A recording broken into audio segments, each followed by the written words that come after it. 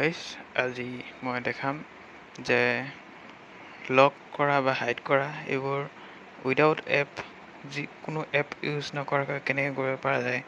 বহুত সহজ, এইটো কোনো এপৰ দৰকাৰ নাই, ধুনীয়াকৈ কৰিব পাৰি, বহুত প্ৰয়োজনীয়।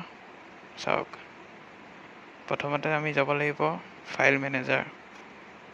ফাইল মেনেজাৰত যোৱাৰ পিছত আপোনালোকে যিকোনো এটা ফ'ল্ডাৰ, যোনটো ফ'ল্ডাৰ আপোনালোকে হাইড কৰি থ'ব বিচাৰিছে, গেলাৰীত নেদেখাব সেই ফ'ল্ডাৰটো, আপোনালোকে সেই ফ'ল্ডাৰটো হাইড কৰিব পাৰে।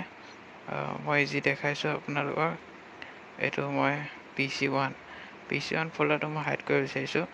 ইয়াত থকা সকলো ভিডিঅ', ফটো আৰু যিকোনো বস্তু গেলাৰীত নেদেখাব। ইয়াৰ আগত PC ডাউনলোড 1 এনেকুৱা আছিলে, তাত ৰিনেম কৰিলোঁ। ৰিনেম কৰাৰ আগত ডট লিখিব লাগিব, একে সহজ। ডট লিখি পেলাই এইটো এনেকুৱা ধৰণৰ হ'ল। এইটো তাৰপিছত ডান কৰিব লাগিব। ডান কৰাৰ লগে লগে ইয়াত এনেকুৱা দেখালে, অলপ বগা ধৰণৰ দেখালে। তেতিয়া এইটো এনেকুৱা দেখালে যদি, তাৰপিছত আপোনালোকে অপশ্যনত যাব। অপশ্যনত গৈ hide all files, hide hidden files, এইটো চিলেক্ট কৰিব। এইটো হাইড কৰি দিলে হাইড হৈ গ'ল। সেইটো হাইড হৈ গ'ল। তাৰপিছত আপোনালোকৰ তাত থকা ফ'ল্ডাৰটোত থকা সকলো ভিডিঅ', ফটো, যিকোনো বস্তু গেলাৰীত শ্ব'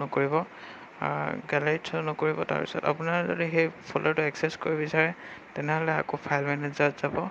ফাইল মেনেজাৰত গৈ পেলাই SD কাৰ্ডত আছিলে, SD কাৰ্ডত গৈ পেলাই আপুনি অপশ্যন কৰিব, তলত থকা অপশ্যন কৰি শ্ব' হিডেন ফাইলছ অন কৰিব। অন কৰিলে সেই ফ'ল্ডাৰটো দেখাব। আপুনি যদি আকৌ এইটো ভিজিবল কৰিব বিচাৰে, তেনেহ'লে ৰিনেম কৰিব। ৰিনেম কৰি পেলাই সেই ডটটো আঁতৰাই দিব। আঁতৰাই দিলে আপোনাৰ আকৌ আগৰ দৰে হৈ যাব, সেইটো গেলাৰীত দেখাব। থেংক ইউ ফৰ ৱাচিং। লাইক কৰিব, ছাবস্ক্ৰাইব কৰিব। See you in next